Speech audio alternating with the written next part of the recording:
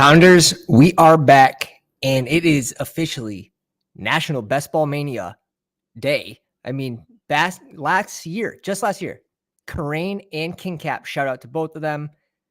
They had the winning lineups on the same day. That is insane. That's absolutely insane. And we don't expect it to happen again. But anyways, it's got to be slightly a good luck charm to be drafting today. So you already know what we're going to be jumping into. And just something to cover real quick. We had some ADP movement for the Tennessee Titans. D-Hop is moving just a tad. He moved 2 spots in the wrong direction. We have Treylon Burks moving 6 spots, and he's not done yet. He's really not done yet. Let me pull up where we think he's actually going to settle. Because right now his ADP is 74. I've seen him go as late as 88, which I think is completely wrong. I think that's a crazy value still for him, even with the addition of D-Hop. But it's not crazy to think that Burks should be going, I mean, really just after Pickens, to be honest, like in this 78, 79 range. So he's fallen. He's already taken a slide from around this Mike Evans, Pittman range. And even Pittman, like Pittman's got to fall, in my opinion. In half-point PPR, I think Pittman's got to fall too. And I'm really only grabbing Pittman if I know I want it to be an A-rich team. Or if like he's my third receiver and maybe Evans is gone. But even then, in a vacuum, I'd probably prefer Jahan Dotson over Pittman this season, just from a spike week potential. Some quick hellos. TB Bucks, what's going on, my man? ER7 KLP, welcome from France. Love that. My brother's actually in France right now. Stephanie, what's up? Scoot, always here. Appreciate you guys dropping a like. We're going to be doing a 24-hour live stream when we hit 1,000 subscribers. And I hope that happens because I'm looking forward to it. I don't even know if I could physically do it, but I am willing to try. And I'm willing to stay up for 24 hours, which isn't even the hard part. But like, I'm Italian. I talk a lot. I wear out fast with my hands. So I can only imagine by the end of it, what state we will be in. And that's just going to be a ton of kafifi. Tannehill's only moved up a couple spots. He's still going undrafted, so I don't think we have to really reach on him right now. He could still end up, there's a chance he doesn't play week 15, 16, 17. If Tennessee is not in contention for the playoffs, we might see a Levis sighting.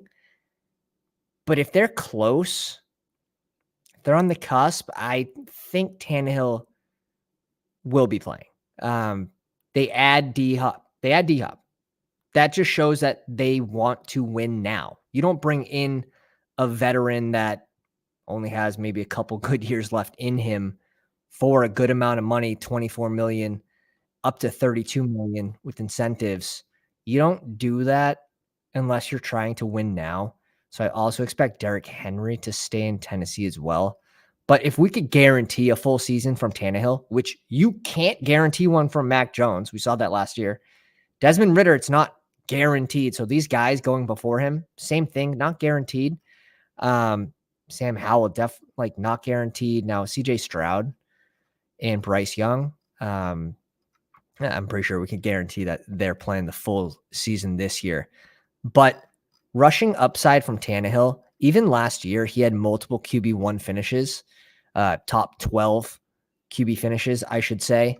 So he does have kind of standalone value if your stacks get sniped, your QBs get sniped in those rooms, and Best Ball Mania has been an absolute, it's been wild. Not a lot of people are focusing on correlation. You're seeing a lot of badges drafters, a lot of new blood on Underdog, which is good for us.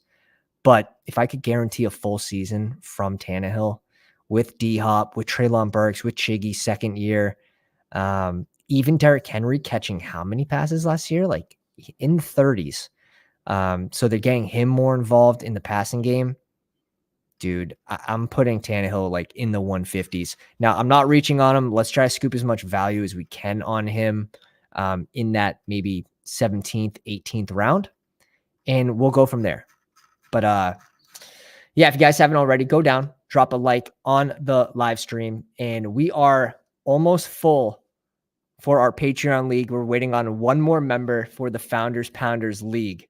So I hope we can fill that soon, and then we'll be dropping the rules on the just like what the format's going to be and all that. And I run a mean redraft league. We'll have prizes. It'll be fun. Felix, what's going on, my dude? Welcome to the live stream. NP, people thought Lance would play a full season at one point. I mean, I know one guy that did.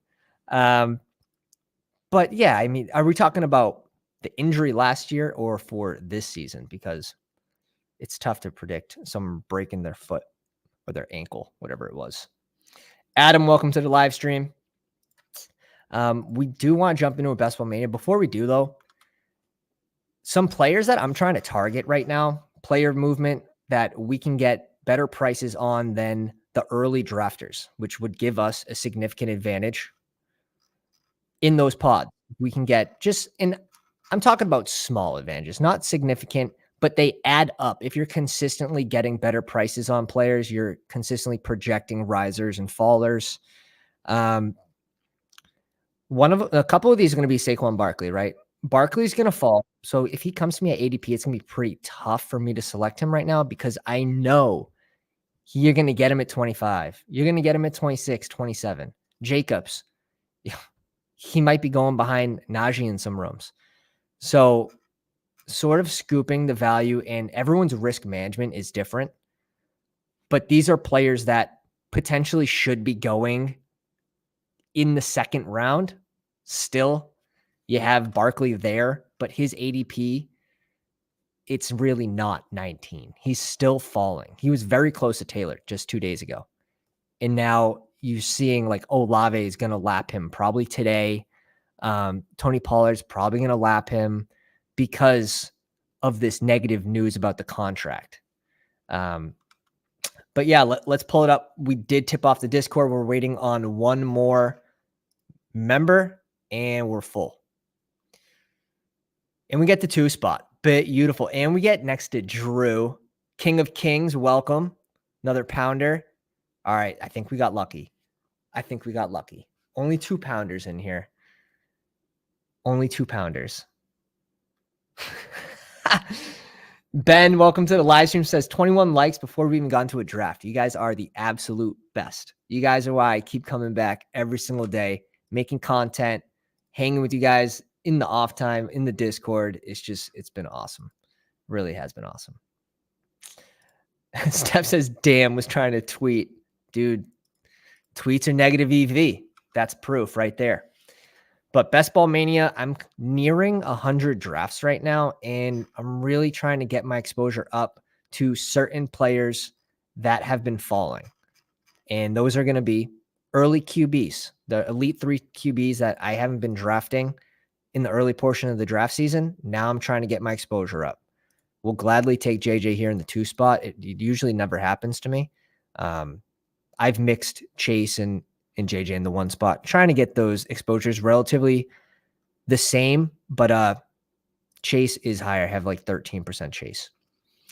But yeah, early Elite 3 QBs, mid-round tight ends. You're getting a significant better price than early drafters, almost a full round on Hawkinson and Kittle. Pitts and Goddard, I'm not drafting as much of. I like Waller at his price. And it's funny, we brought this up like 3 days ago.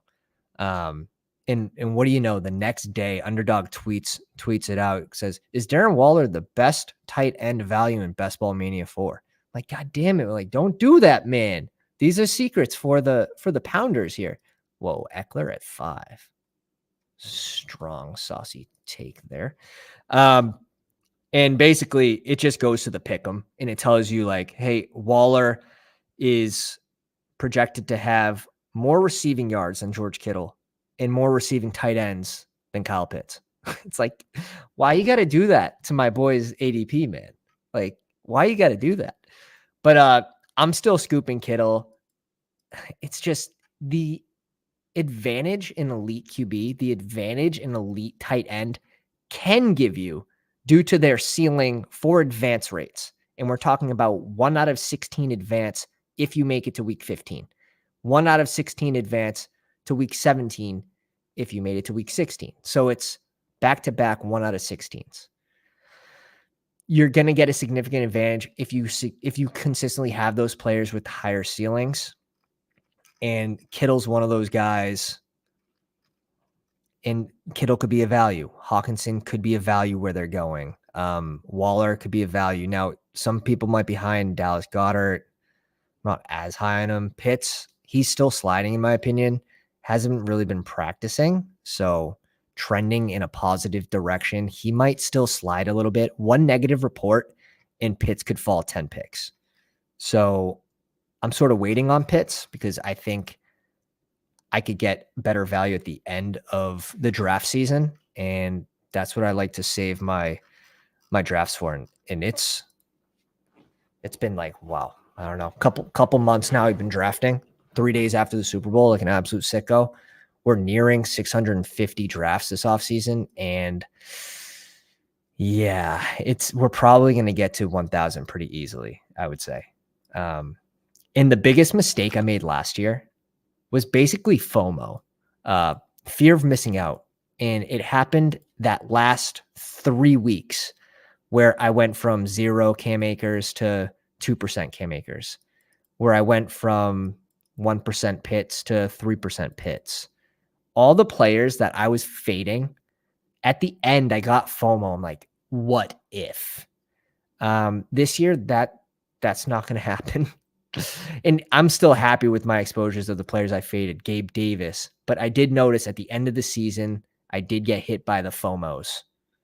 That's not going to happen. It's not going to happen. Garrett Wilson, Jonathan Taylor start, CeeDee Lamb, Amon-Ra. So this is relatively unique. People aren't typically bringing Jonathan Taylor up into this range. I sort of like it. Another like unique start is, and it might be minus EV. It's like Garrett Wilson, Olave, CeeDee Lamb, Olave, just over Amon-Ra, because these are going to be more of the chalky starts, which chalky isn't bad when it works, right?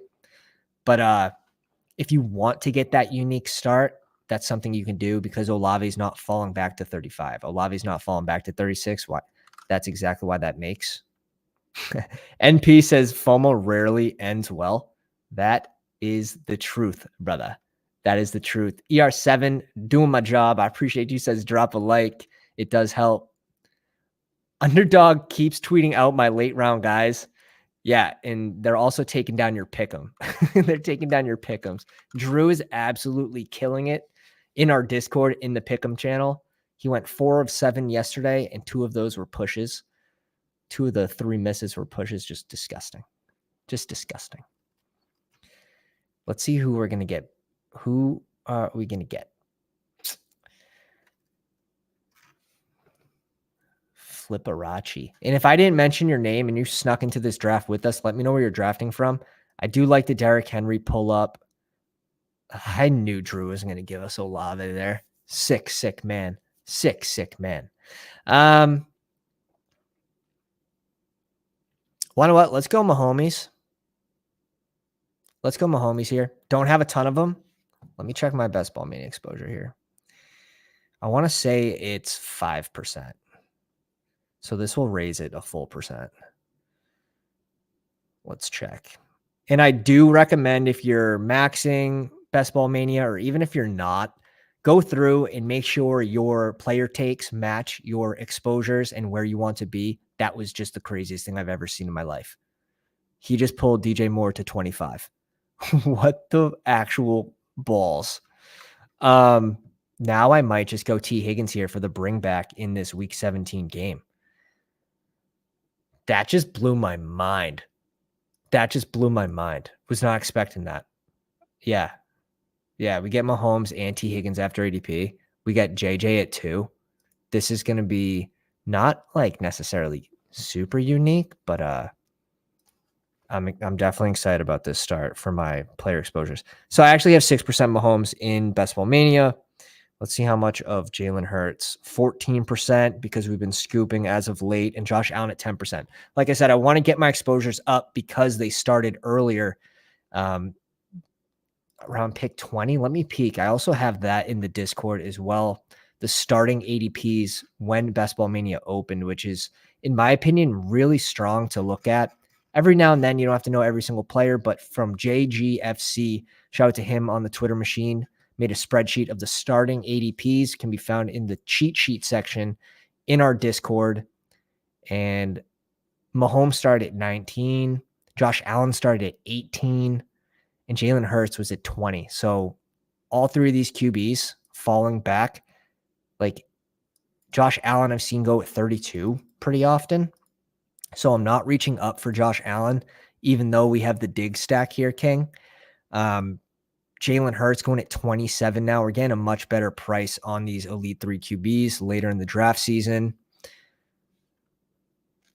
So that's what we're trying to do here. That is what we're trying to do. That's what I'm liking as of late. Adam, nothing worse than opening up Twitter and seeing your guy on an Underdog tweet. So true. Or like any of the influencers, right? You're like, dudes. And I tell everyone here, and I tell everyone in the Discord, we have the Risers and Fallers channel where we're always dropping news on players from training camp, injury status, all that stuff.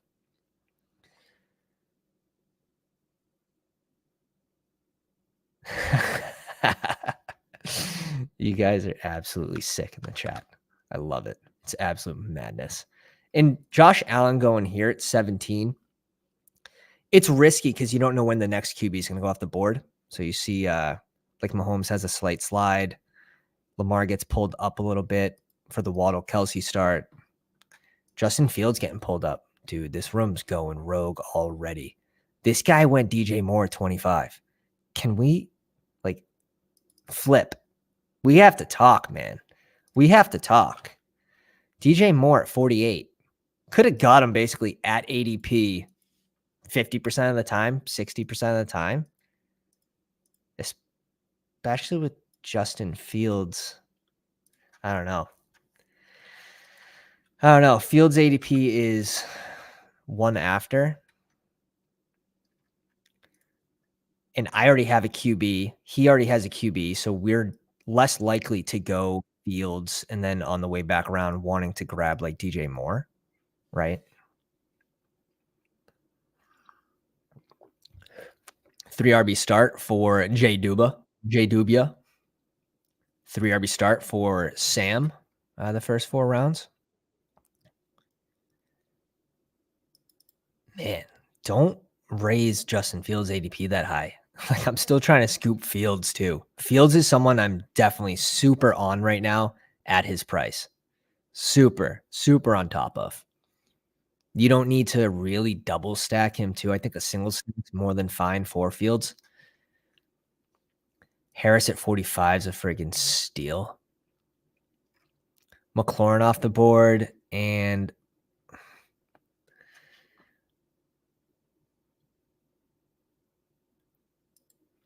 I think I might just go my boy here.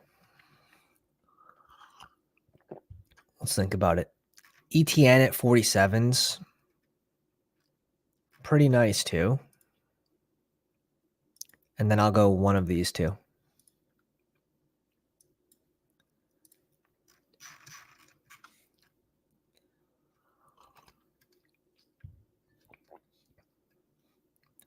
We also have a mini with JJ and T. Higgins for week 15, first round of the playoffs, which is nice. I don't have a shit ton of Mike Williams. Maybe Mike Williams at 50 here. I have a ton of Ayuk. I have a ton of Kirk. Let's go Mike Williams here, 5 picks after ADP. I think that makes a good amount of sense. Is that correlated at all? No, Chargers play Buffalo week 16. Interesting start.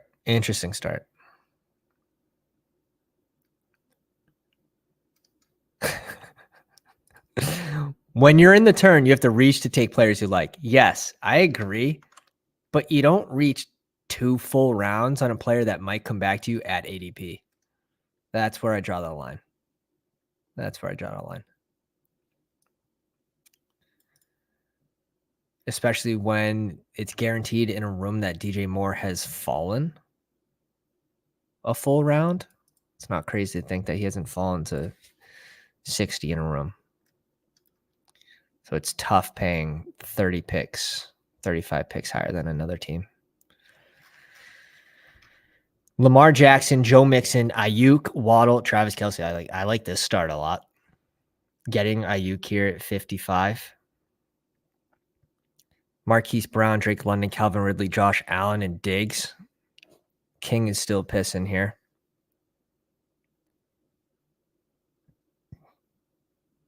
This team desperately need a receiver. Same with this team. I'm actually cool with Deontay Johnson being the second receiver on the squad, even though Deontay Johnson's been a very quick riser in Best Ball Mania. Keenan Allen, too. Like, I don't love Keenan Allen's new price. I would much rather have Mike Williams where we got him than Keenan Allen. And Keenan Allen fell in this room, I'm pretty sure. Yeah. I mean, he usually 35. That's kind of gross. Mike Williams going about 10 picks later. Definitely has the higher ceiling from a week-to-week single game basis, in my opinion.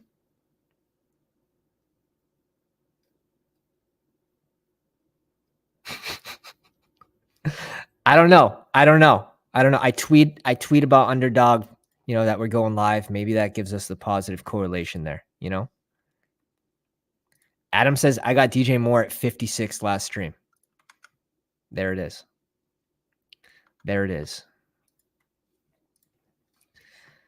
All right, this team needed another receiver. This team does too. Let's see what they do. Does he make a reach up? He does. He goes up for Mike Evans. Kind of backed himself into that corner by going these 3 RBs through 4 rounds. We see Josh Jacobs here fall to 39. This is exactly what we were talking about with the contract scare. George Kittle at 65. Darren Waller goes off the board at 61. Dude, stop raising my boy's ADP, man. Stop. Don't do that. George Kittle at 65. Gross. So gross. Love that. Absolutely love that pick. And this range is kind of gross, but Jahan Dotson's been my click. We have Mahomes. Not going Tony. I can't do it. Sorry. We can double tap receiver in this range. Interesting white pick. I don't mind the Connor reach up, but I'm probably not going white over Pierce.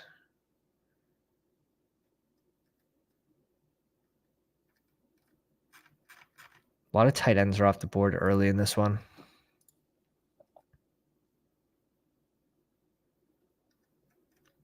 Let's just go with the ceiling team. Here. Gabe Davis, Jahan Dawson, Mike Williams, T. Higgins, JJ. This is probably going to stop at 6 receivers. Maybe my last receivers like Rice or Sky Moore just don't need a whole lot extra here. And our bye weeks are looking pretty good if you're into that sort of thing for the bye week bros. This is definitely a different team that we're drafting, which is good. It's good. You don't want to feel like you're doing the same thing over and over and over again. George Pickens, we'll see where the Treylon Burks slide ends.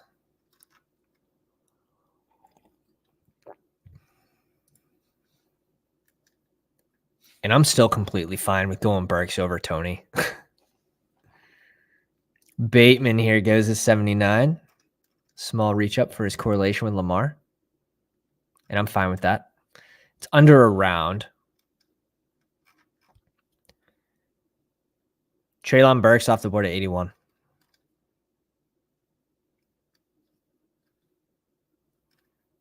Honestly, I'm taking him there all day. Tony goes at 82. So very similar take. Has Burks over Tony.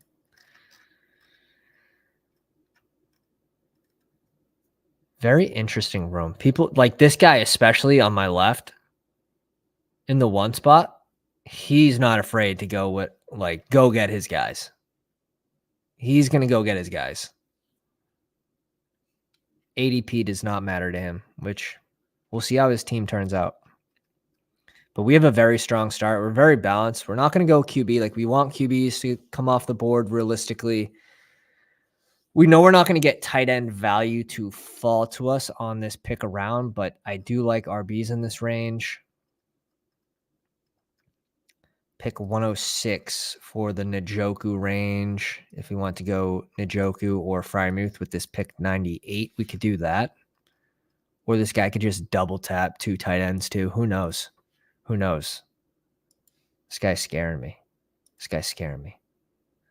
Yeah, Adam brings up DJ Moore falls to 48 a lot too. Yeah, he goes at ADP quite a bit. But just maybe he wanted this unique combination of getting 3 players in this one range, which, I mean, I doubt that was his reason for doing it. Because I'm okay if you're doing that on purpose, but if you're just randomly reaching up 3 rounds for no reason, yeah, I think that's going to be long-term negative EV play. Like, to get 3 players in one range is interesting. Depends what range you're skipping. Like, a range he skipped here is a very strong range for QBs. Wide receivers, he gives up T. Higgs. So it's a little tougher to get behind. And right now, let me know if you guys think this is too hot, spicy of a take, but I'm drafting Breece Hall over Ramondre until we find out where Dalvin lands. Just kind of soft. I'm just soft fading Ramondre right now. That's all. And I have a good amount of Ramondre, so I'm in a good spot where I'm comfortable with. I have like 14%. But Dalvin could really hurt him. And the Pats are the favorite right now, Vegas odds-wise, to land in New England. Little scary. Just a little scary. This guy's got a 1-4-2 build. If not a receiver, he's dead. Team's dead if it's not a receiver. Yeah. He reaches up for Njoku.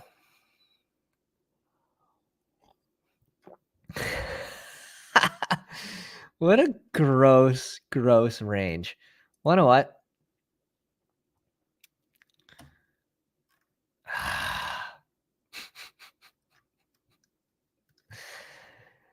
If Dalvin goes to New England, I really don't like his ADP. I want to go JMO here. I can support JMO being out for 6 weeks with this team very easily.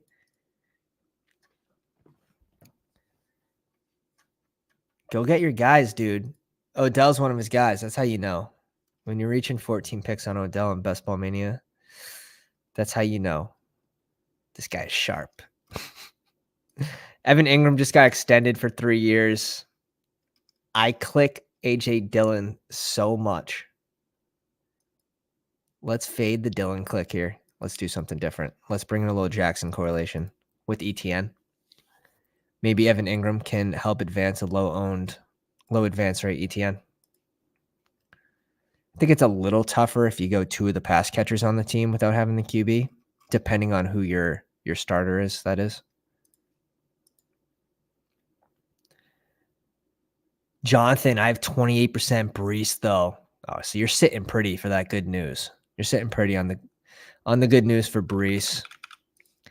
Now, it's tough. Like, there's a lot of smoke screens, especially when it comes to knee injuries and RBs and expects to play. Like, I want to play. I'm going to be ready to play. It's tough to tell until you get these guys on the field practicing in full speed. So I still think there's a chance he misses a couple weeks, but that's not honestly a big deal. If he's on pace, it's a good sign. It really is. Tyreek Hill team brings in Tua, which is sweet. Tyler Boyd goes at 103. Yeah, Adam says if Brees misses week 1, 2, I'm fine. I agree. Don't want to get JK dubbed. That's Javonte Williams. It's tough. Like, this time last year was when we found out that Dobbins was ahead of Gus Edwards. But it didn't really matter because they were both behind. So you get a lot of smokescreen reports, random stuff from beat reporters that's going to get taken out of context. It happens every year. Let's see Drew's team. He started with Cooper Kupp, Olave, which is sick. Jalen Hurts, Terry McLaurin, Chris Godwin, Cam Akers, Goddard, James Cook, and Zach Charbonnet. So really smashing like this potential value RB range. Brings in Goddard to go with Hurts.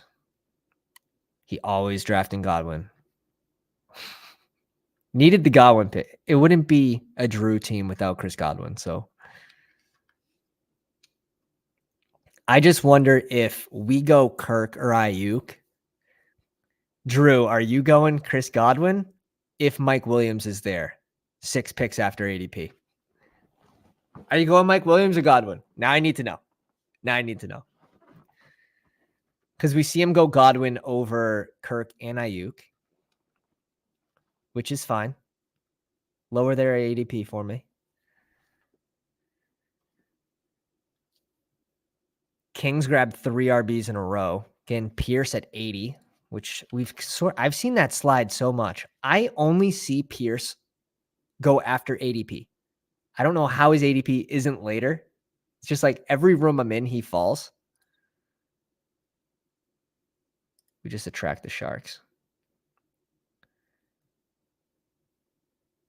Drew said, I'm going Godwin with this team because I'm not looking to add Herbert and I'm not a big Mike guy. Damn. My Mike Willie exposure is definitely low because he was pretty pricey at the start of BBM.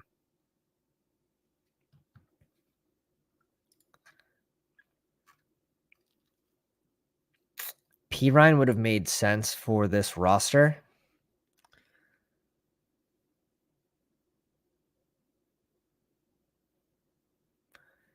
Is this guy going to snipe Jerick McKinnon on us? Like, no, right?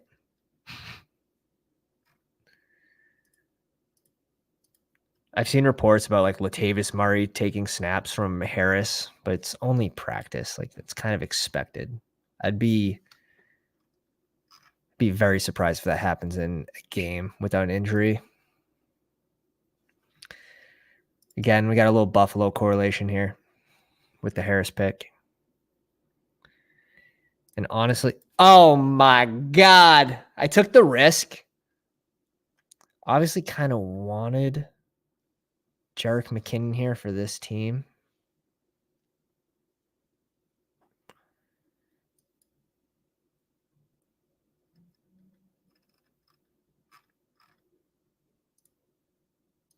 Let's go Elijah Mitchell. Gonna need some ceiling.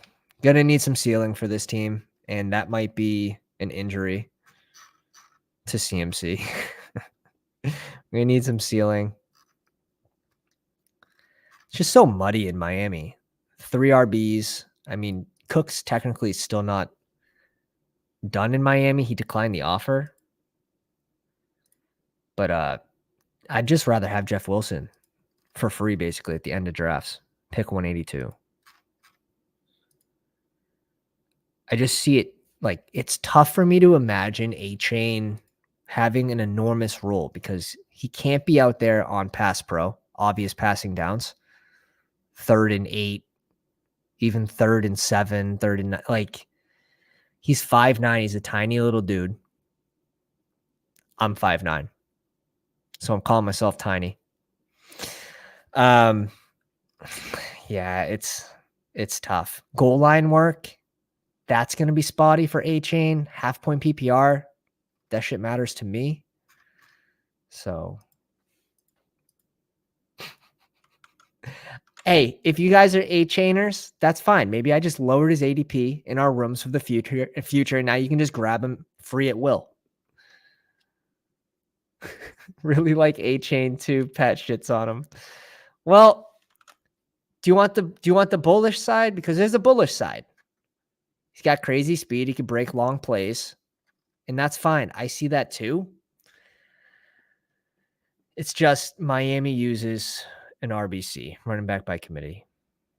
You have guys going 60 picks after him in the same offense.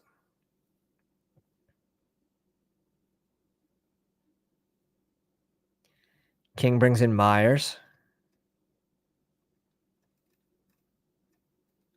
I'm liking what King did here.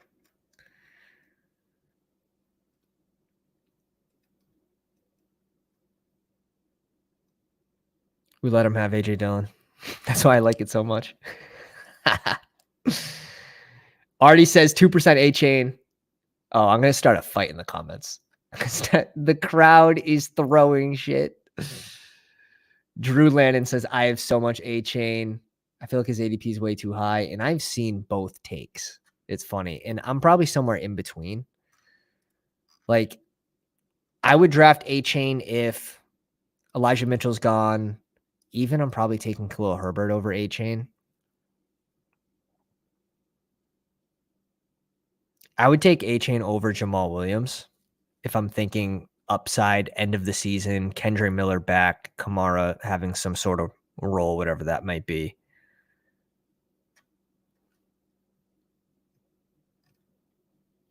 So yeah, it's not too hot and spicy. And I also, the problem is I got my A-Chain shares super early. You guys were with me on the big board. You know that we got our shares at pick 160 all the way through. And then early into Best Ball Mania season, he was still rising. He was in like 140, I want to say. Dalton Kincaid at 136. I'm sure King wanted Kincaid here, if I had to guess. We need these QBs off the board. We're up in 6 picks. Kendre Miller, still not practicing. Could be a faller. But I'd end up still buying him. Algiers a good pick. Definitely someone that we were going to be looking at. Let's see who comes back to us. And then this guy to the left, like I can't even plan a pick around this guy. He's just reaching up. He's just going and getting just random people.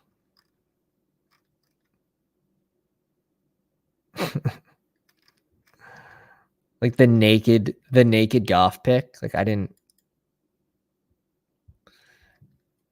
know if you thought we were going Goff because we had JMO, but that was not the route we were going.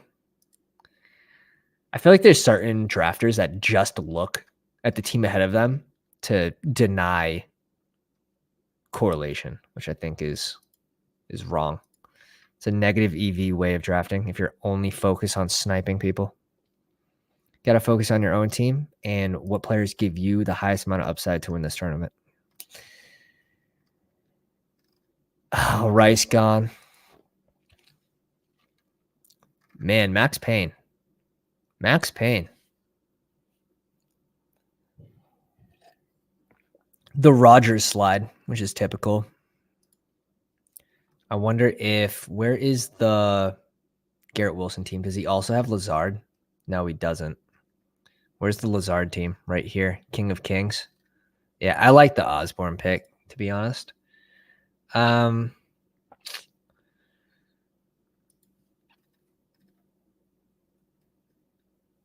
Dude, I can't draft MVS. My body won't let me.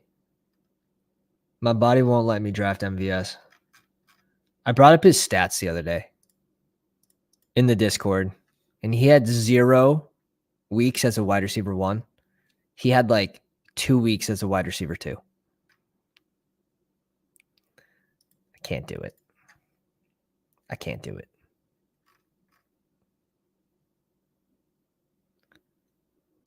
I think I might just grab both rookies here in this spot. Evan Ingram.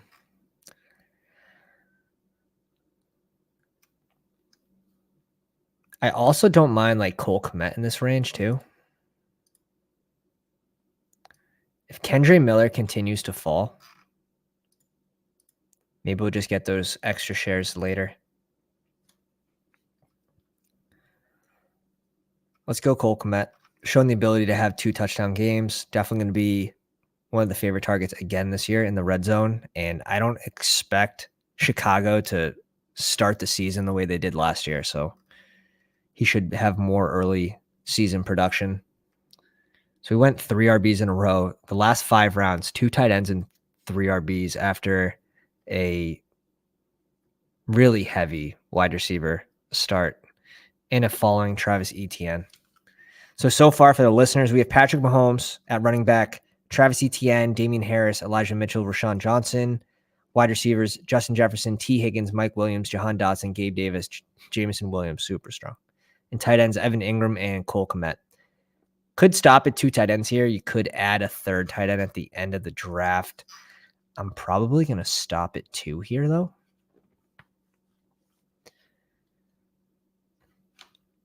And second QB options, we're really, really thin on second QB options. We can add in some of these rookie QBs and bring in like Terrace Marshall or something, but I find it extremely difficult too in Best Ball Mania to just stop at 1 elite QB because you're basically giving up the regular season prize when you do that. And that is 1/3 of the prize pool. Now, it may raise your upside for the playoffs in certain scenarios. Like if you're just doing it to get 15 points 1 week.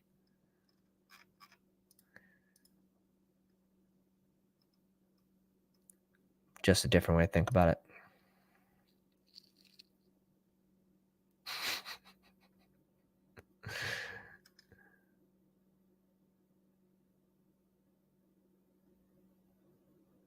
I love that.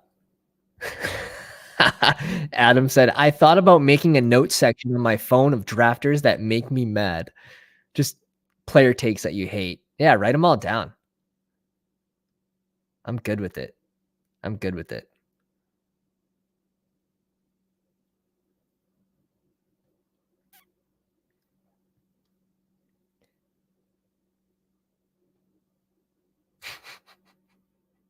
Last round Tanny. You know it makes sense. Last round Tanny makes sense on any team right now. It really does. It really does. Let's pull up the board. Russell Wilson goes at 154. Like Kyler, if he made it back to us somehow, I would be bringing in Kyler. But he's been a steady riser, kind of sneakily rising up the board with the positive news about his injury. Isaiah Hodgins at 157. Dude, this room is nutty. Nutty, man. Nutty. Holy smokes. Best Ball Mania going nuts. Going absolutely nuts. How many likes do we have in the live stream? 36 likes. Holy sh! You guys are just too good to me, man. Too good to me. Appreciate you coming out. Appreciate you dropping the like. We're going to do a second one after this. We don't even have to set a like goal. You guys smashed it.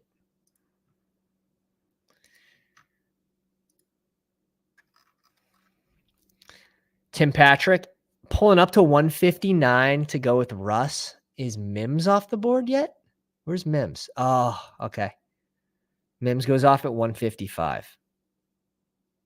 Right after he picks Russ. I love this room. Just so many good moments.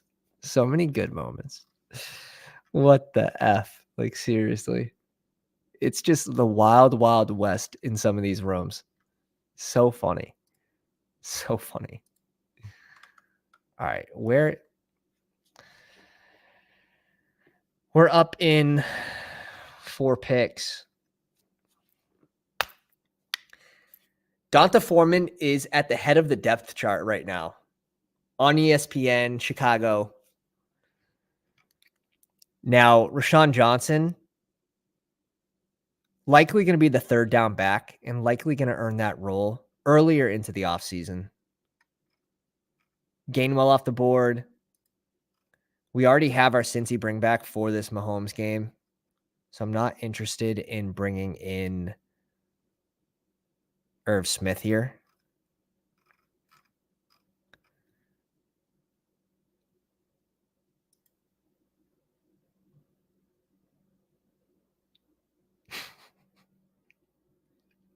ER7 says Adidas or Nike. I rock both. I'd be lying if I said I didn't. It's just you can't rock both at the same time. Come on, Drew. Break my heart. Break my heart. Let's go, Tajay. We don't have Ayuk for the easy Brock Purdy click. Never lucky. We don't have Pickens for the easy Kenny Pickett. I got Kenny Pickett with the last pick of the draft the other day. Pick 216. Last pick of the draft. Definitely bringing in Tajay here. That's all I need. That's all I need for my Tannehill click. Oh, shit. Man, I still can't click Irv Smith. I don't know about you guys. I can't do it. RBs. We can go Mostert. I don't have a ton of Mostert because I'm used to just clicking on Jeff Wilson instead. The other option we could go here would be another tight end if you felt that you couldn't lean on these two. But I think I'm going to try it. Our receivers are strong. Justin Jefferson, T. Higgins, Mike Williams, Jahan Dawson, Gabe Davis. Now we have some spike week guys. Mike Williams and Gabe Davis actually completely disappear some weeks. Mike Williams, obviously the injury history. So that makes me think with JMO too, I should bring in one more with this specific roster. If you do have a multi-week injury to Mike Williams, he might be a lower advance rate player just due to that injury and how long he's out for. Here's a good question here. Adam, welcome to the live stream, says, who do you like better, Burks or Dotson? And we had this conversation in the Discord as well, and I'm going to prefer Dotson. He just showed a lot more flash last year. 7 touchdowns as a rookie, also playing with multiple QBs. Like, it wasn't a good situation for him either. And it's going to be Dotson for me. To be able to shine over McLaurin, to shine over Curtis Samuel, I think that's pretty special. So I have a ton of Dotson.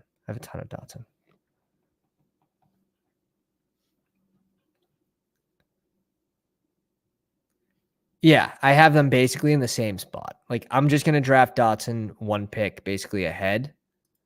I think Burks really should settle in that 79 range. And Dotson goes 73. So it's pretty close.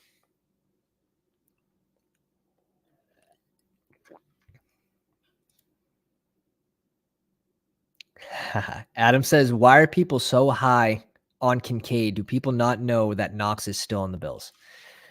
I think the upside take for Kincaid is he could be their slot type receiver, like big man receiver.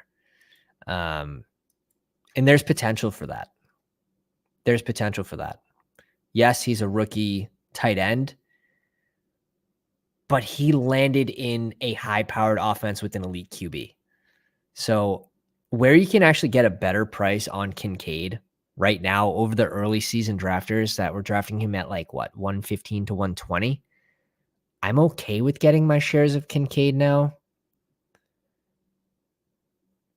Now, whether you want him in a 2 tight end build or 3 tight end build will depend on where your first one was drafted. But I'm okay with just going TJ Hawkinson and Kincaid. Same bye week. Don't care. Kittle and Kincaid. Kyle Pitts and Kincaid kind of scares me a little more. I don't know why. Darren Waller and Kincaid, I could stop at Goddard and Kincaid. I guess the cutoff. Where would the cutoff be for you guys? Like Njoku, Frymouth? I guess it depends on your projection for Kincaid. Dude, Trey McBride getting pulled up, man. Getting pulled up by King here for the correlation with Kyler.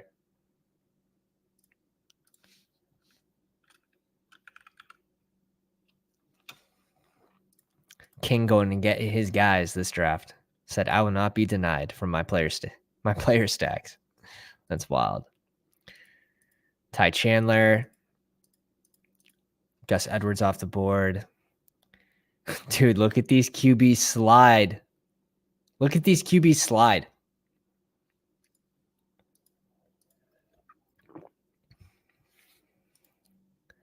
How many BBM drafts have I done? I've done 96. We've done about 650 total drafts this offseason.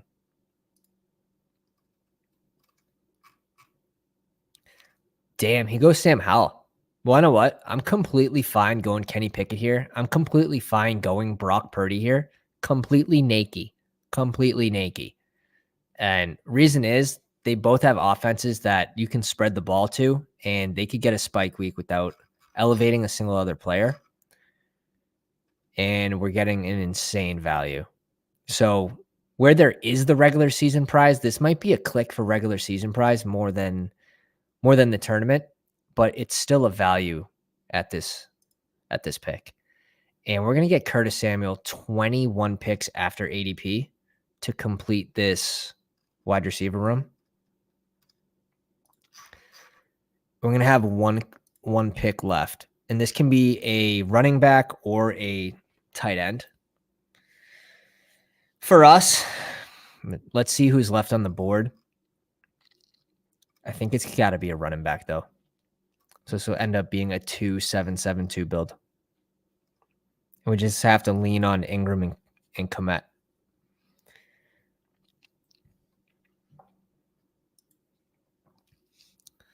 No, I don't max enter slow puppies. I haven't done the slow puppy, actually.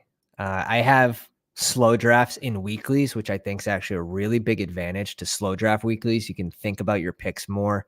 You can correlate the weeks you want to correlate without being on the clock. Yeah, Steph says that's it. Yeah, I'm saving my drafts for July training camp. We're in an information lull. There's not a huge reason to draft right now. Now, other tournaments I've been slaying, but like Fast Puppy, I've been doing some more. But I actually took a break last week for the kids' baptism. But yeah, I mean, I'm gonna get to 1,000 drafts this offseason. So I'm ready to really crank it up where we're getting constant news about players in training camp.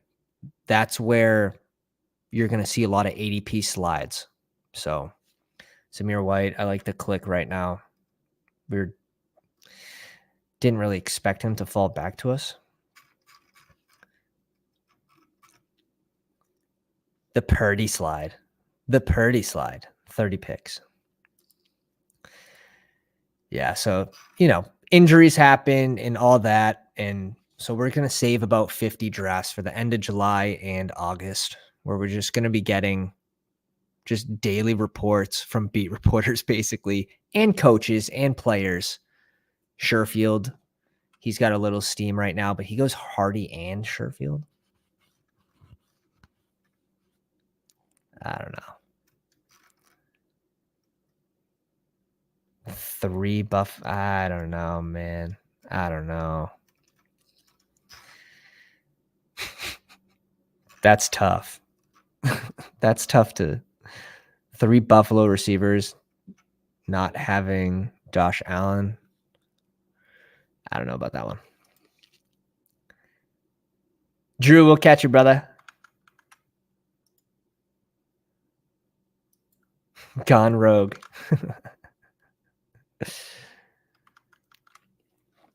Tannehill off the board.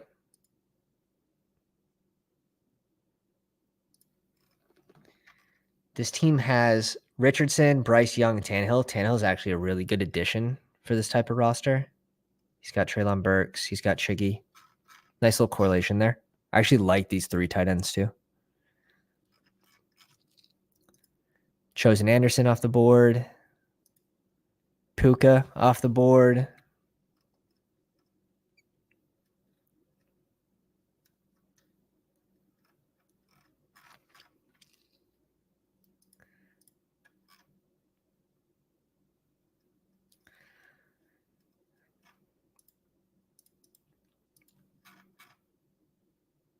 What if? What if Saquon sits out? The what if factor. I'm going to go Eric Gray here. I also don't mind like Joshua Kelly. I have 2 rookies already. Let's go Joshua Kelly in this situation where we're basically guaranteed touches. We have 2 rookies. I think bringing a 3rd rookie on could actually kind of hurt this team a little bit. Let's go Joshua Kelly. Just makes sense in this spot. And we'll pull up these drafts from the Pounders.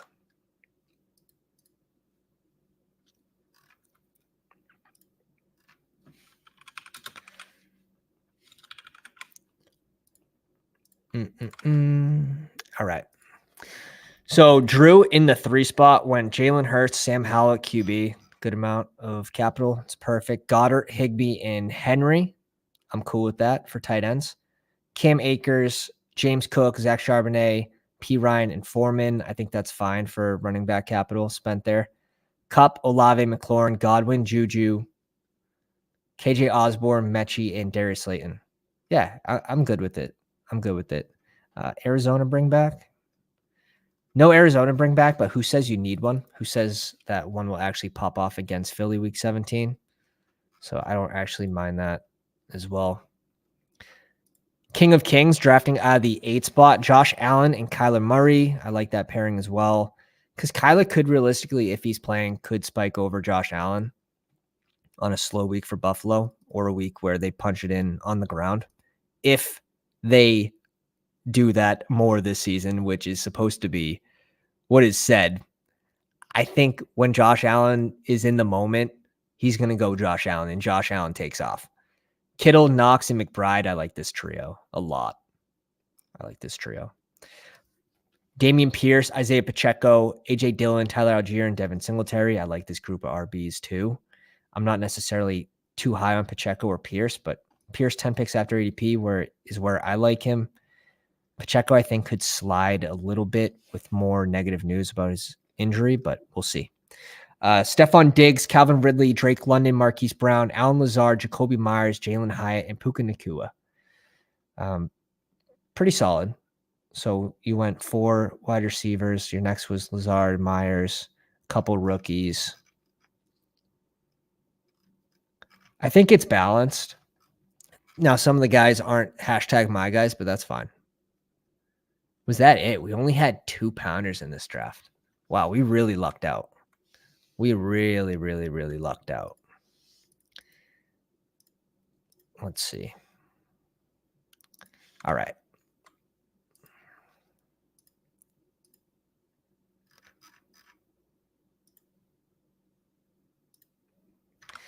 All right. We're waiting on 4 more.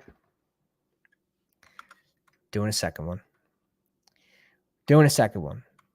I didn't mind my team. I would have liked the Rice bring back, but so is life.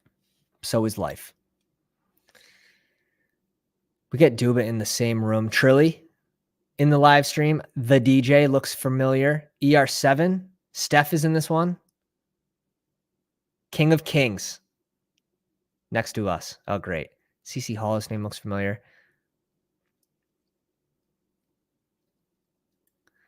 Jay Duba, I wonder if he's in the live stream, just lurking. Oh, all right. All right. I see you, Jonathan.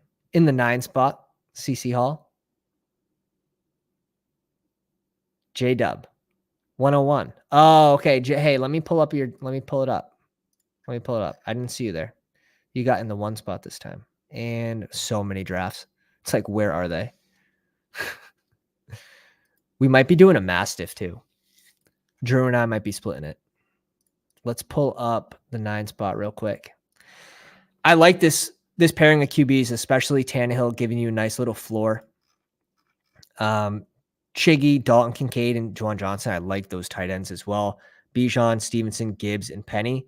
If Penny can provide weekly numbers, I'm fine with stopping with 4, but we know his injury history. But upside thinking, if he finishes healthy, yeah, this could be a fun group. Hyper fragile build. Adams, Lockett, Evans, Burks, Elijah Moore, DPJ, Rashid Shaheed, and Jaden Reed. Yeah, you got some upside receivers there. I think that's smart drafting.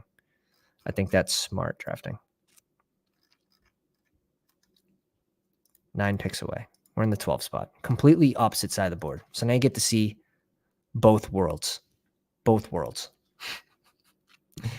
NP, thanks for coming out tonight. I appreciate you. Art loves CEH. And honestly, you must be loving the news about Pacheco's injury. Now, it doesn't mean it's going to be CEH, but could it be? Oh, yeah, that's sick. Adam says drafted a BBM team this morning from the 6th spot with Tyreek Hill, Waddle, Andrews, and Lamar. Everyone can stop drafting now. He has drafted the winner. Benjamin says, have you been doing any hyper fragile builds? I've been mixing it in more and I'm liking the results. Having 10 receivers and the best RB room feels good. Yeah. I mix it in when it makes sense.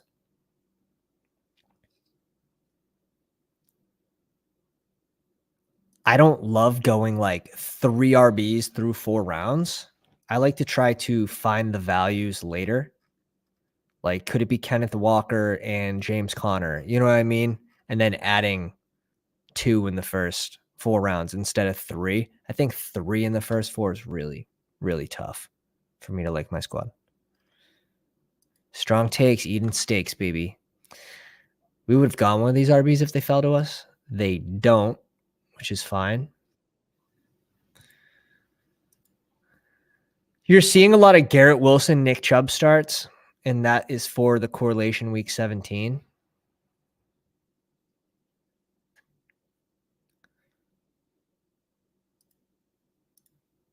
I'm Devontae Adams over Amon-Ra.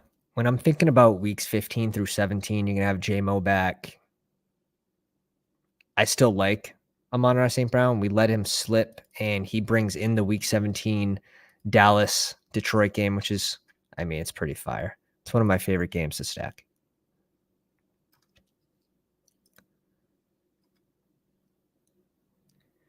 Adam asks, are you planning to max enter into every Underdog NFL best ball contest? No. And reason being is you don't have to burn yourself out. When one fills, they open a new tournament. So draft at your own pace. If you think you have an advantage at a certain time, maybe you do more drafts at that time. But no, I don't feel the need to do that. And I'm still getting, like, we're at around 650 drafts. I'm not max entering. In some of those early puppies, the puppy 1, puppy 2, I got like 50, 60 teams in. Puppy 3, let's see. Let's have a peek at the numbers. Rookies and sophomores, I threw some in. Undercat, we did 20. Superflex, we did 48. Weekly winners, we're at 20. Poodles, we did 10 to 20. I think those were 20 max, the $7 ones. But yeah, there's no need to burn yourself out. I would also prefer to do high stakes, like Dalmatians, which are the $100 entries. The Chows, we did 8 of them. Those are the $50 entries.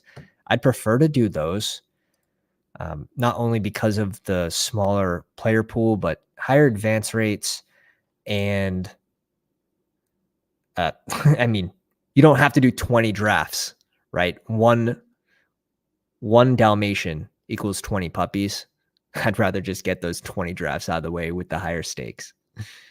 I have a certain amount that I want to allocate, so it doesn't really matter how I hit it, in my opinion. I do have a certain amount set aside for Best Ball Mania to be filled and all that. And we're lucky that we hit Battle Royale last year, that it allows us to go this heavy this season.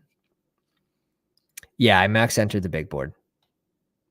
but I was also like straight into football content right after the Super Bowl. So I felt we had a pretty big advantage. And we ended up with like 20% Kendry Miller in round 19. So we definitely have some fire. 24% Ryan Tannehill. I was touting Ryan Tannehill. We'll see. We'll see. I already found a fire squad with both Burks, D-Hop, and Tannehill on. It's a fun one. It's a fun one. Jay Duba's in this one. Trilly, ER7, Super Shorty, King of Kings. This is going to be a tougher room. We do see Brees Hall going ahead of Ramondre, sort of like we spoke about last draft. Already said I 1000% burn myself out. Yeah, and you can. And you can. If you're going too hard and you're forcing it, I feel like if you're doing that too, you're feeling like you're drafting the same team over and over again. So even a day break, come back, and you'll get into the swing of things too. Like, when you're either in just like a crazy God mode where you're just drafting different teams correlated, maybe draft a couple more teams that day. If you're getting, shit luck, maybe you stop. Sort of like poker. If you're on tilt, you shouldn't continue playing. So breaks are good too.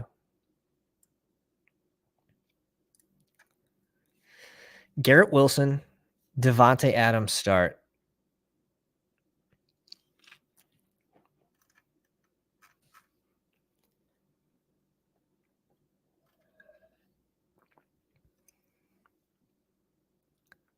I think we'll see D-Hop pass Terry McLaurin again at some point. I think there's potential. I don't really expect D-Hop to move too much, though. For this landing spot in Tennessee, like, he instantly becomes the alpha.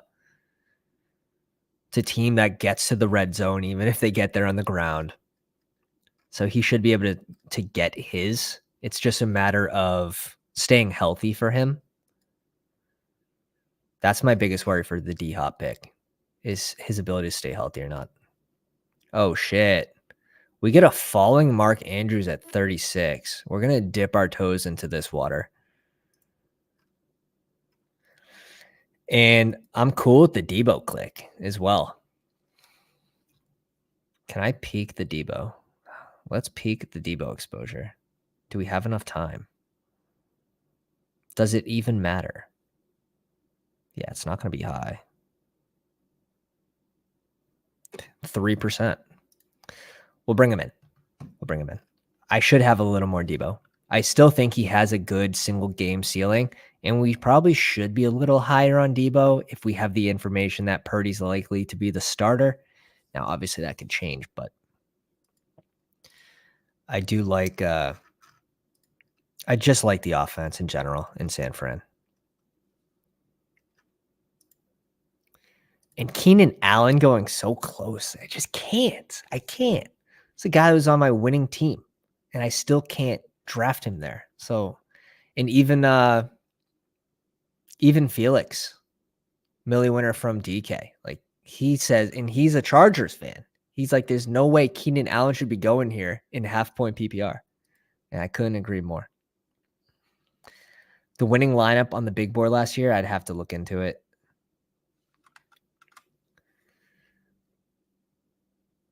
Love me some fourth-round D-Hop. Yeah, I mean, he missed the first 6 for PEDs, and then didn't he get hurt at the end of the season too?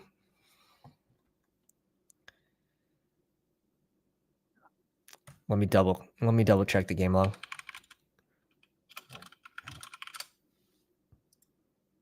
2022.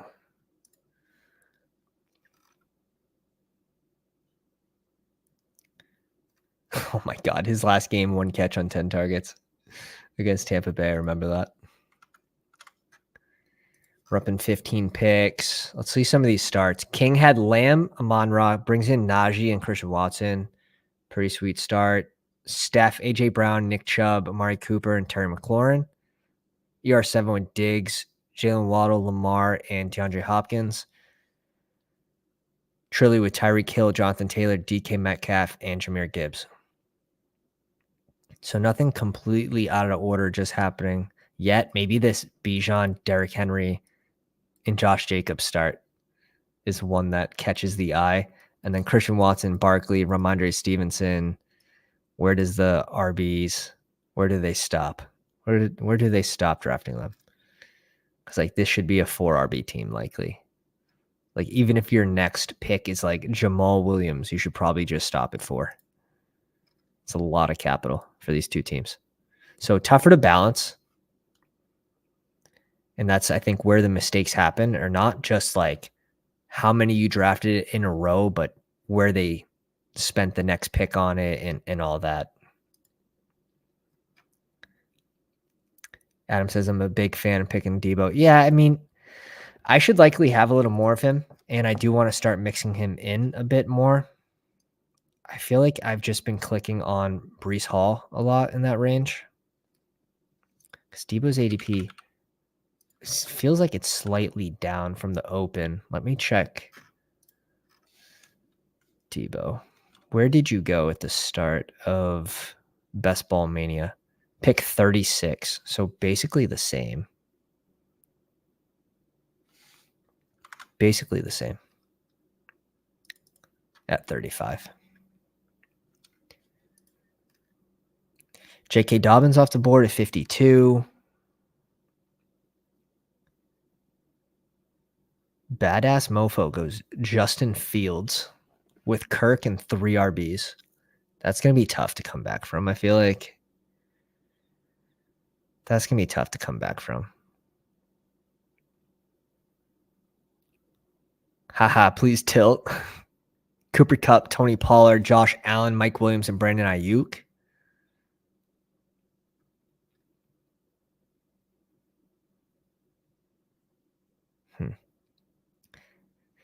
ER7 brings in Kenneth Walker, 55. To me, that click feels good.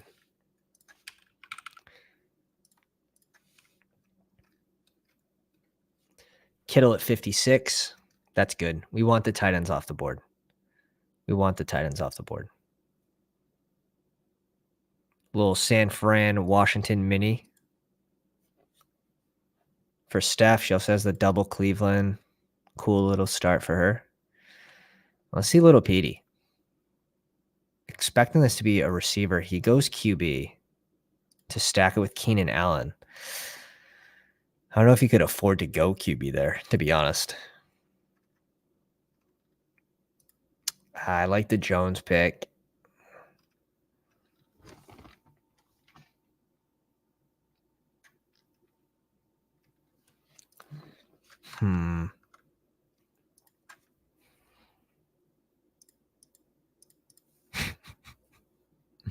This is what I'm leaning towards. Let's bring in JSN and let's pause. Let's pause for a moment. Pick 84 and 85.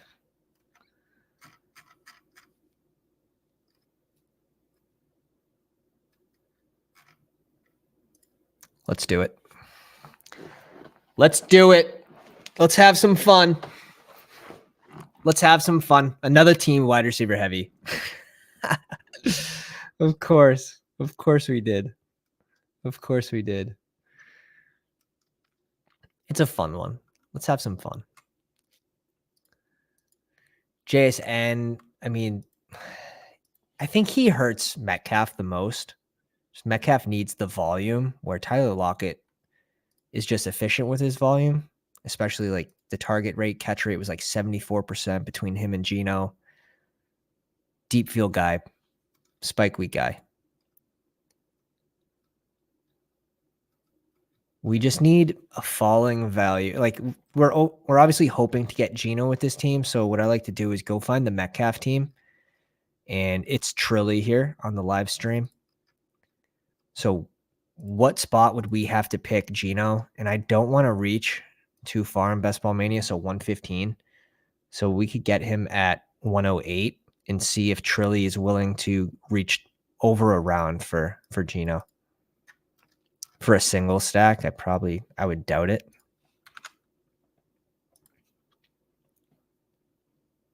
Scoot says easy pick when Gino's a top 5 QB. I don't know. I don't know about that. That's too hot and spicy for me. That's too hot and spicy. All those QBs in that range, though, do excite me for where they're going. Daniel Jones, 7 QB1 finishes out of 16 starts. 3 were top 3 scoring. Gino, 10 QB1 finishes out of 17 starts. 2 were top 3 scoring. So still showed a good floor, but he has that ability to spike. Now, did those spike weeks come during elite QB bye weeks? That is what I would have to dig into more.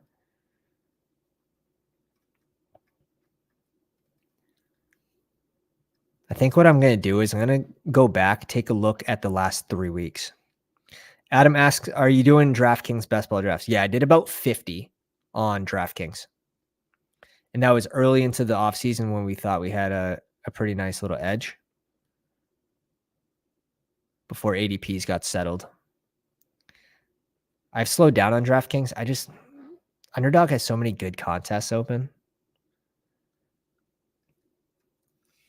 And it just feels better to draft over here. I don't know. The UI on Underdog's just so much better, in my opinion. Treylon Burks, where is he? He's still on the board. We'll see where the slide ends again on Treylon Burks.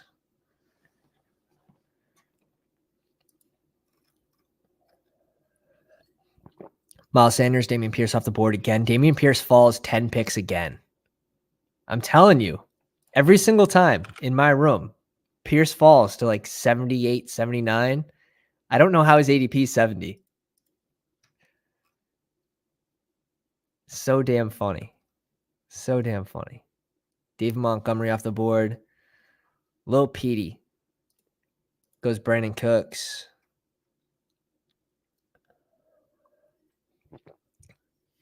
All right. We get very lucky. I didn't think there was a chance in hell we were going to get James Conner back to us in this room. It happens. We're not in a scenario where we can double click Deshaun Watson and Elijah Moore. We can't afford to do that right now. We can't. I would love to, but we can't. And we're shooting for upside, right? So let's bring in Javonte Williams here. Yeah, Adam thought the same thing. Elijah Moore and Watson stack. It's such an easy click too. And we would have the bring back with Garrett Wilson, but where we double tap the receiver in that last round, I think we have to bring in 2 running backs. And I'm not super high on Javonte, but if he continues to get positive news about his injury, he could still rise. Let me see what I'm sitting at for Javonte Williams. I'm sitting at 3%, and that's basically what I'm comfortable with. 3-4% is what I'll end up with for Javonte. I still expect a Dobbins-like year from him where he's not playing until, he's gonna miss a few games. But in that odd chance where he could be a value in this range, I could see it. And we're getting away from the typical click with this one. The narrative for this team is James Conner returns to being basically a weekly RB1. I've read off his stats in past streams. In the last 8 games to finish the year, he finished as RB21, which is an RB2, RB4, RB13, RB8, RB5, RB13 again, RB6, and RB17. It's criminal. It's criminal where Connor goes. And now you're getting positive news about Kyler. You should probably start to see more movement for James Conner because we're seeing it on Kyler's end, but you're not seeing it with the receivers. And in sharper rooms, you are. But Marquise Brown should be consistently going before ADP now. Trey McBride should be going before ADP now. Like all these Arizona players should rise with that positive news about Kyler. And you haven't seen people adjust and people aren't talking about it. So I think that helps. So I've been sneakily getting back on the Marquise Brown train because we're off for a little bit, but we're back again. Nick, welcome to the live stream. Draft's going well. I mean, we're pissing again. Same as last draft, basically, where we just scooped a bunch of receivers, and we figured it out. Mark Andrews, 6 picks after ADP feels good. And, I mean, we're obviously hoping to get Geno on the way back around. We'll see if Trilly goes Geno here, though. That's the Metcalf team. He has 4 receivers only through 8 rounds. So, damn. Look at the reach up. Look what we caused, man. Look at the trickle effect. Boyd going at 97. A-Rich off the board. We're hoping for a Tua pick here from Trilly. And at 42, Nick asks, what are we doing about Barkley and Jacobs? Yeah, good. We got the Tua pick.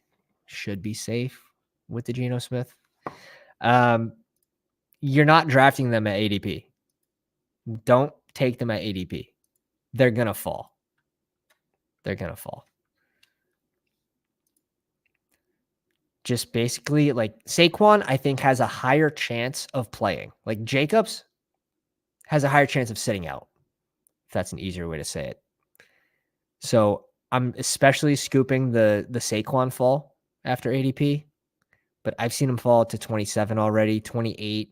We saw Josh Jacobs go at 39 last draft. Oh my God. We're going to get some value at RB. Stop. Pinch me. You're not going to give me A.J. Dillon. There's no way. Oh my God. Oh. Now, I could double tap. I'm sick. I could double tap QB here and, like, feel pretty good about myself, but we could go Rodgers. We can go Purdy. We can go Jimmy G. Let me think about it a little longer. Let's bring in Geno here for the double. We don't have a Rams bring back, if that matters. Oh, no. Now I'm being pressured by the chat. The A.J. Dillon click is too good. We just have so many options at QB that I don't really feel the need to bring in Daniel Jones here. With this current roster, just have so many options. Bring in the Green Bay tank. I mean, have you seen this guy's quads? That's all that matters. Size of the quads. Dennis bringing up contract year for Dillon. 100%. 100%. Standalone value as a change of pace running back. It's a team in Green Bay that's going to rely on the run again this year. 4for4 just released their offensive line projections, and they ranked Green Bay as number 2 this season. Why Dillon over Pirine? All the reasons previously mentioned. And we already have Javonte Williams, so I think that kind of limits our upside. If we bring in Pirine, we don't expect them both to have a good game that would spike you into first place in Best Ball Mania for a single game slate against 440 other teams, which is week 17 against 440 other teams. Now, maybe Pirine, so even like the Pirine help advance the Javonte Williams doesn't really work because Javonte Williams' price tag isn't that high. So other teams can get through into the finals while pushing through a Javonte Williams who maybe didn't perform well in week 16. Now, if he was a second round pick and Pirine goes in the 10th or 9th, wherever, then if Pirine has a huge game where you need him week 16, sure, that narrative could work. But Javonte Williams isn't expensive enough for that narrative for me. Nick says, I like handcuffs more for weekly than best ball. Yeah, I agree with that. Definitely agree with that. All right. Fryermuth brought in here. I like that pick by Trilly. King of Kings with Lamb, Amon-Ra, Najee, Christian Watson, Aaron Jones, Chris Godwin, Darren Waller, Elijah Moore, Dak Prescott, and Pirine. Sweet. So he does get the Dak stack to bring back with Amon-Ra for that week 17 matchup. Steph with A.J. Brown, Nick Chubb, Amari Cooper, Terry McLaurin, George Kittle, Jordan Addison, Treylon Burks, Deshaun Watson, Antonio Gibson, and David Njoku at 113. You know I love that. She's probably stopping at these two tight ends, which is strong AF. ER7 with Diggs, Waddle, Lamar Jackson, DeAndre Hopkins, Kenneth Walker, Madison, Damian Pierce, 10 picks after ADP. Zay Flowers, Kirk, and Brian Robinson. The Kirk pick interests me. What's up with the Kirk pick? I need to know. What's the secret code there? Trilly with Tyreek Hill, Jonathan Taylor, DK Metcalf, Jahmyr Gibbs, Marquise Brown, Mike Evans, Miles Sanders, Dalvin Cook, Tua, and Freiermuth. So maybe this is the narrative that Tua. The Dalvin Cook goes to Miami. Could be what he's basing this team off of. J-Dubs, Jamar Chase, Devonta Smith, Jalen Hurts. Love that start. Travis Etienne, Mixon, Jahan Dotson, Dallas Goedert, Rashad Bateman, Tyler Boyd, Khalil Herbert, and Elijah Mitchell. It's a nice team. Nice looking team.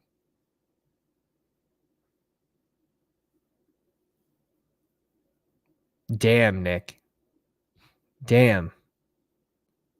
There's no way. No.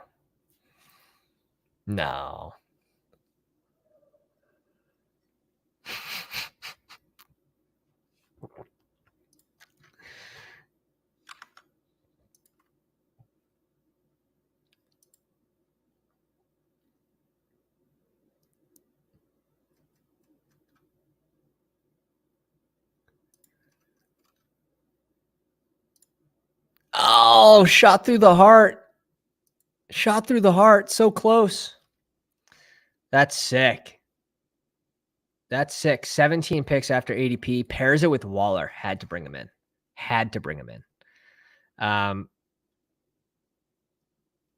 We're going to go Garrett Wilson here. We're going to go with the stack for Garrett Wilson, I should say. Oh, my God. I shouldn't be surprised. Mims goes off the board at 130. What's that take, though?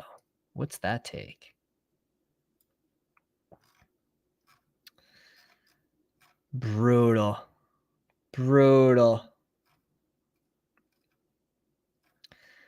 I don't mind Zay.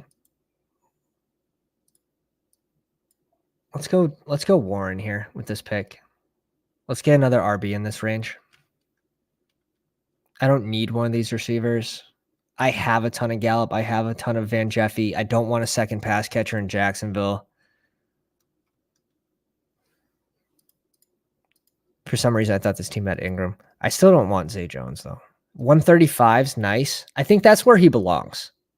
Like, this is actually a good range for Zay Jones. Like, when they have Kirk, Ingram, Ridley, ETN, they bring in Tank Bigsby. It's getting a little busy there for Zay for me. I always thought Zay Jones should be closer to KJ Osborne at 146. That's always sort of been my stance on Zay. Yeah, we're looking good. I don't typically have, let me see my Rodgers exposure. It's got to be under 3%, I would think.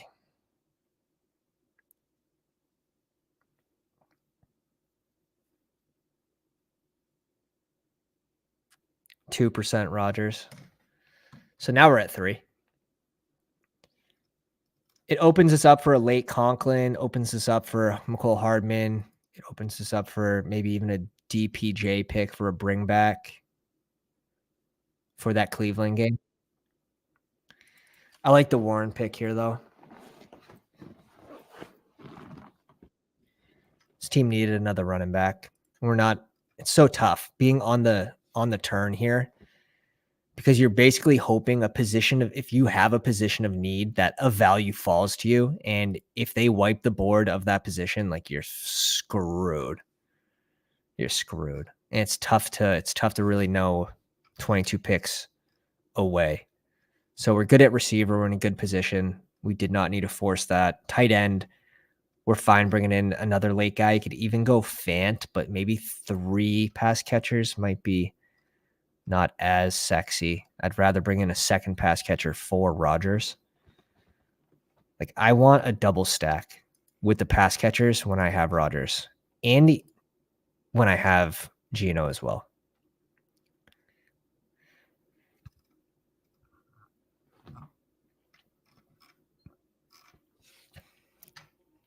This is going fine.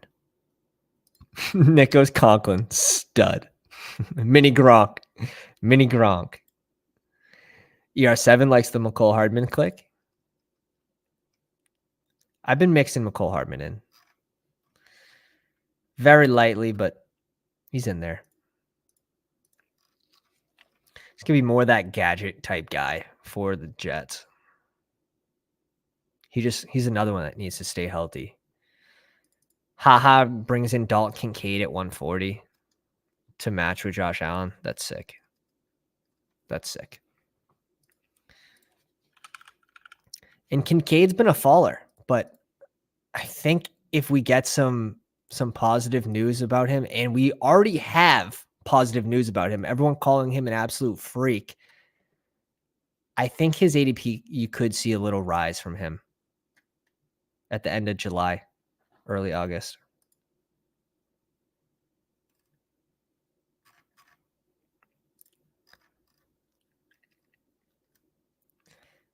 Michael Gallup off the board at 150.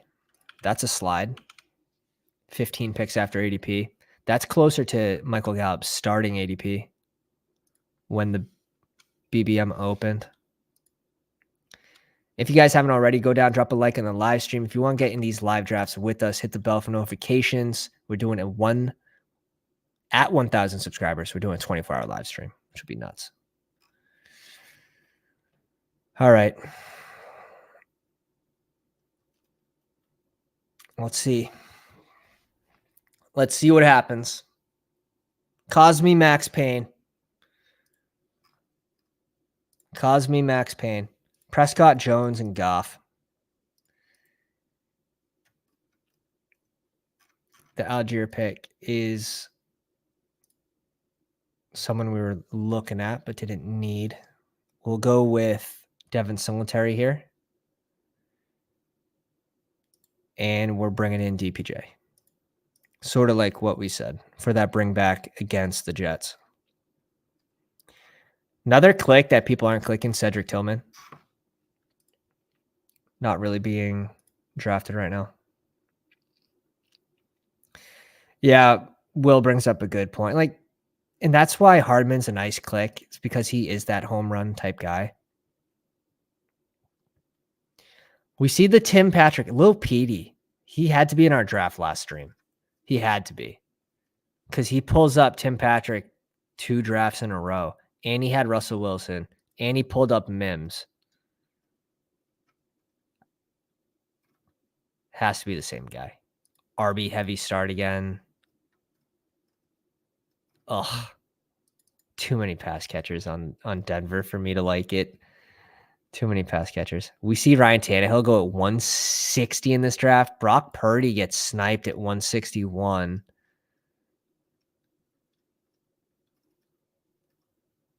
Just for the single stack with Kittle. Interesting. I think Steph was starting to panic at QB.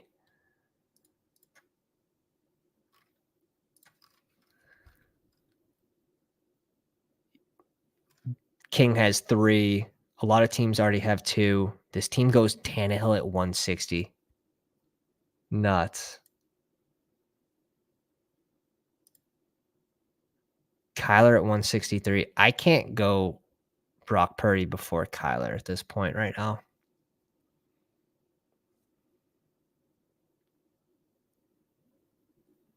It's tough too. The take I really want to lean into would be like Kyler, even if he returns, like he's gonna not have the same mobility. He lost D-Hop.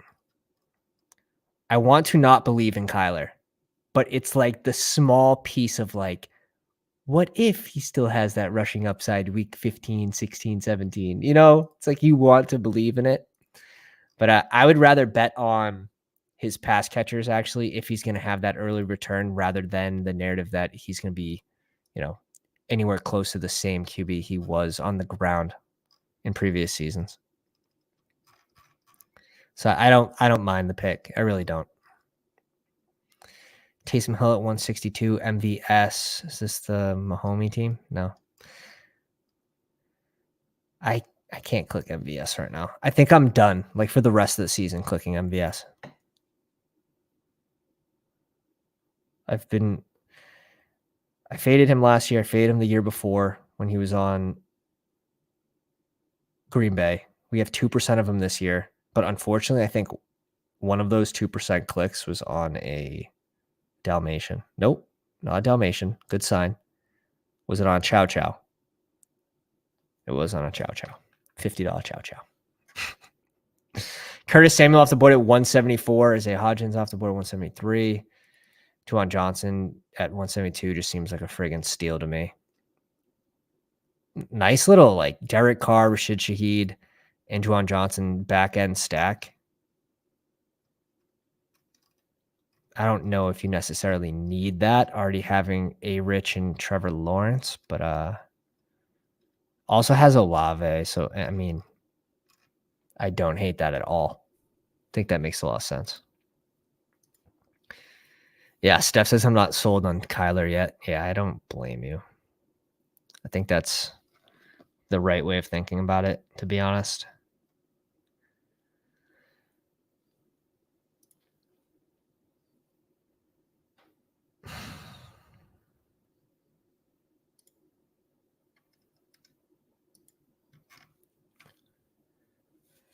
All right, we need the Conklin click.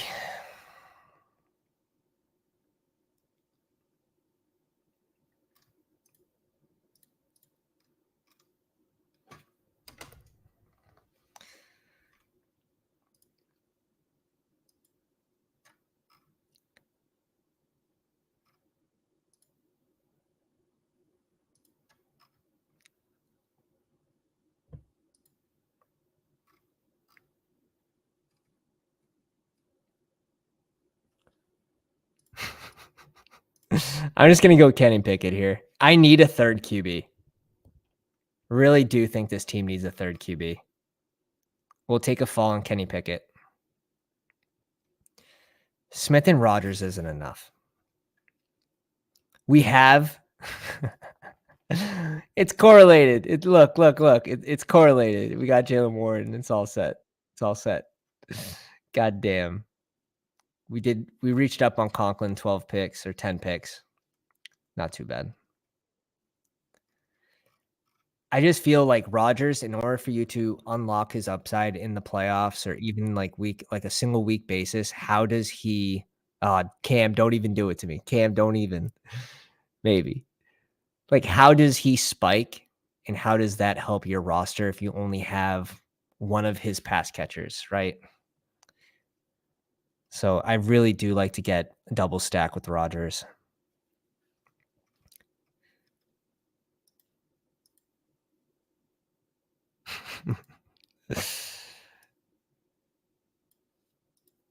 Steph says, sorry, I needed to bring back. It's okay. It's okay. She goes Hardman super early, which is fine. We got our double stack with Rodgers. Kenny Pickett, honestly, could he have a spike week without elevating a single receiver? I think so. Pass catching running backs, tight end and Freiermuth, who's a red zone target, Deontay Johnson, Pickens. It's not a condensed offense where it's like, all right, it's only Chase, it's only T. Higgins. So I think more naked QBs in offenses that aren't as condensed are fine, especially when you're getting them at a value. I think I'm fine with that. So likely we need at least one more RB and one more receiver to end this draft. Or could we stop? Let's say Javonte Williams doesn't play 4 weeks. We probably still need an RB. Let's say he doesn't play 2 weeks. Probably still need an RB for advance rates. Wilson, Adams, Samuel. Like, you could have a great team, but it doesn't matter if it doesn't advance. You have this team could be awesome week 15, 16, 17. Doesn't matter if you don't finish top 2 in this current pod. I think that's where some people sort of lose, where should I stop my ceiling where I'm trying to hit? I'm trying to hit a ceiling lineup versus, advance as many teams as possible, but also have a strong correlated team. So I'm always trying to find that fine balance. Hunter Renfrow off the board. Truly just with the one tight end right now in Pat Freiermuth.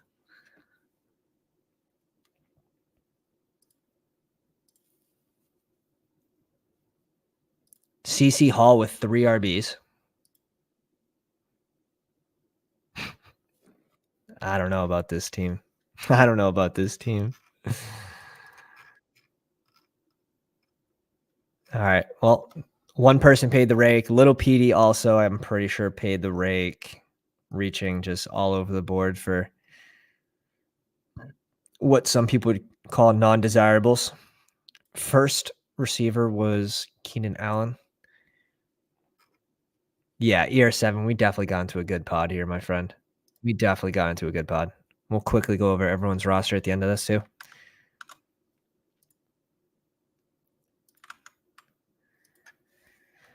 Brown off the board, and we're double clicking here. And Zamir White's going to be one of them. Little Vegas correlation with Adams. And for receiver, Terrace Marshall. And that's who I was hoping was going to be there when I clicked on the rookie QB too. It's like, maybe he'll fall to me. So we're going to bring in Terrace Marshall here.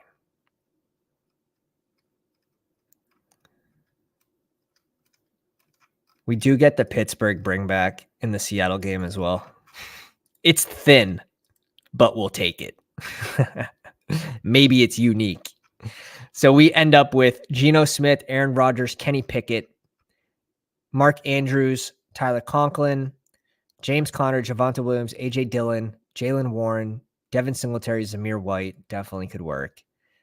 Garrett Wilson, Devontae Adams, Deebo Samuel, JSN, Tyler Lockett, DPJ, and Terrace Marshall. I'm cool with it. I mean, we got our double stacks with Geno. We got our double stack with Rodgers. We got our bring back in both of those games. We got an elite tight end.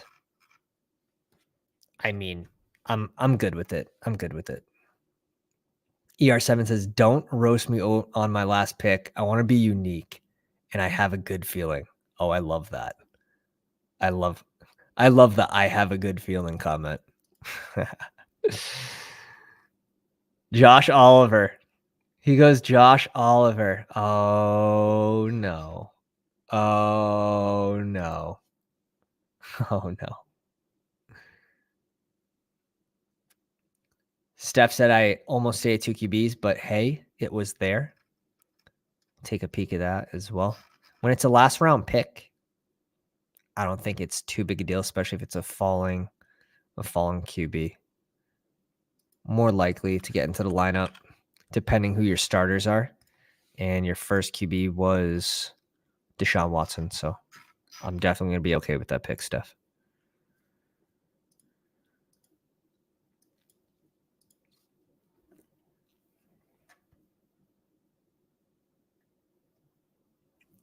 See what J-Dub does with the last pick of the draft. He has a 2.663 build.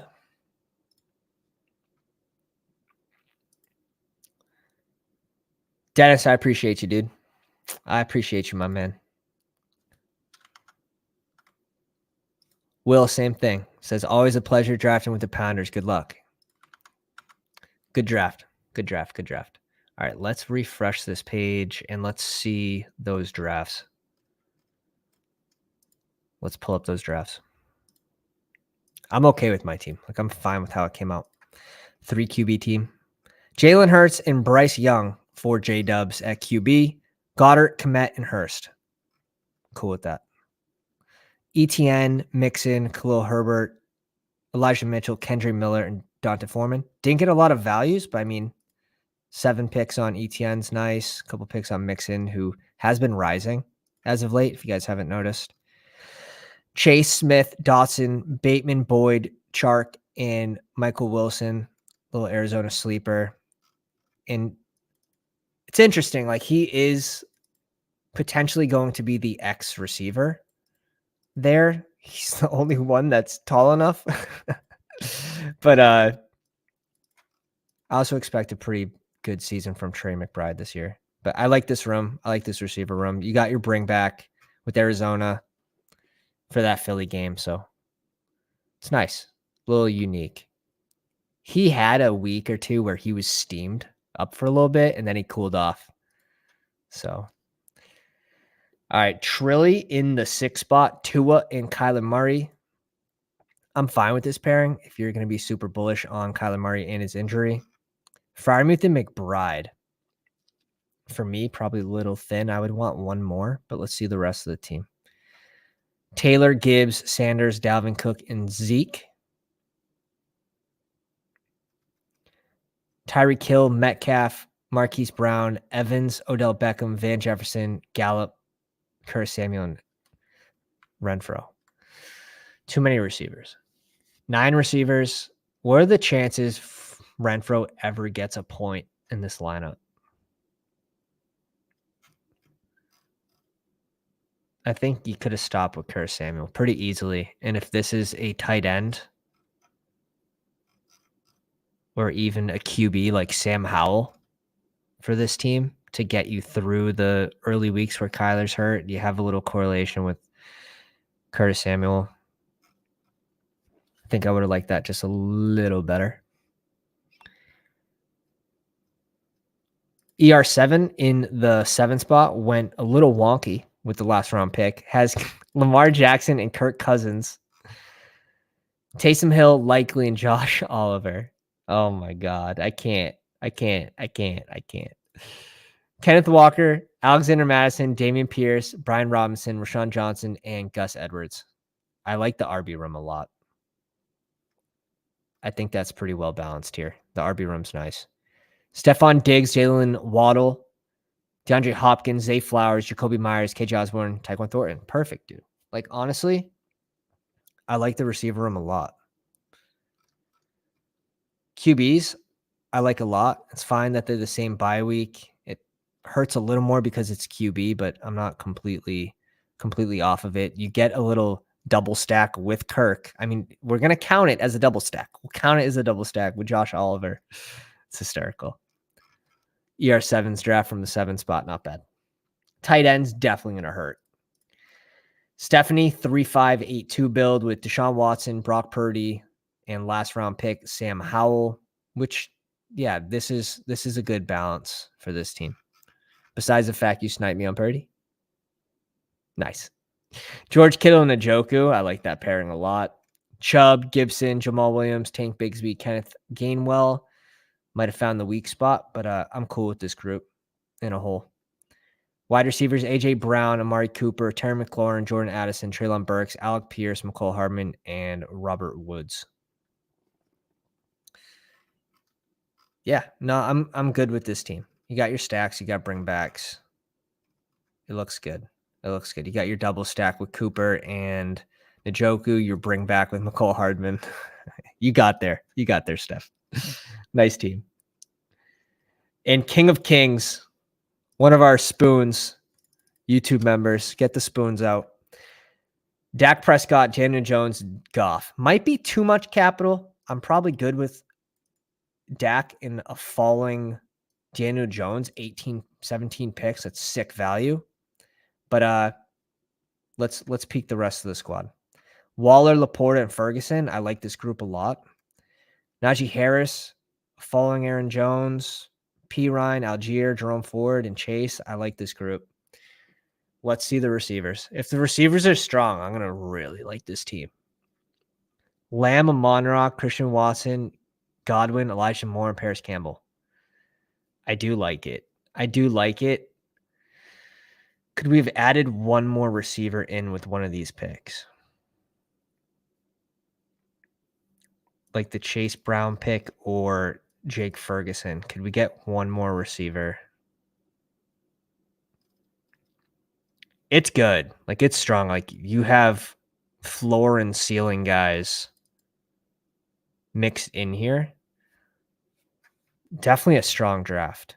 I just think, is there one spot where we could add another receiver? If you lean on Waller and Sam Laporta, like at pick 206, like, what are you really getting at receiver at pick 206? Maybe Terrace Marshall here at 203.